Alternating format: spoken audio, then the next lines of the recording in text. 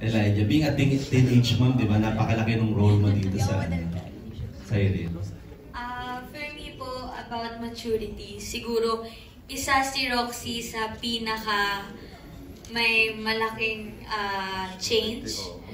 And feeling ko, hindi naman forced, pero masyadong napaaga yung pagiging mature niya. Kasi kailangan niyang mag-raise and kailangan niyang mag-guide ng isang human being.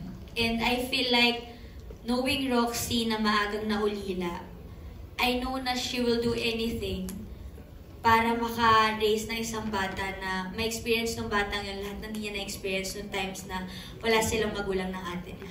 Sinlaki na nga niya, anak niya rin. Actually, malapit na po ako maabutan ni Arnie. Maturity na lang talaga yung nag-work kay Roxy, hindi na yung height. Pero ayun po, feeling ko makikita natin yung struggle ni Roxy as a mother and also yung pagiging independent niya, yung pagpapakita kung gaano pa rin siya ka-strong. Pero deep inside, we know na nahihirapan din siya. Dito ako excited din Nag-mature ka ba sa maturity nitong si Elijah. Hello po, hi Kuya. Nag-mature si Archie for sure. Nakita niyo naman po sa abangan, nasa kulungan, no? So, wala kang choice kundi mag-mature. Nakaka-mature talaga yung nasa kulungan ka. But, I'm excited to see what Archie does when and if he gets out of there.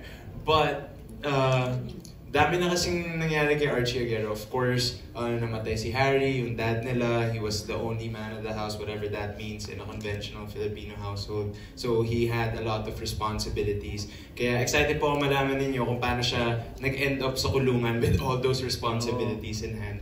Kaya wala rin po ako masyadong masabi pa about Archie, but thank you po sa question. Thank you.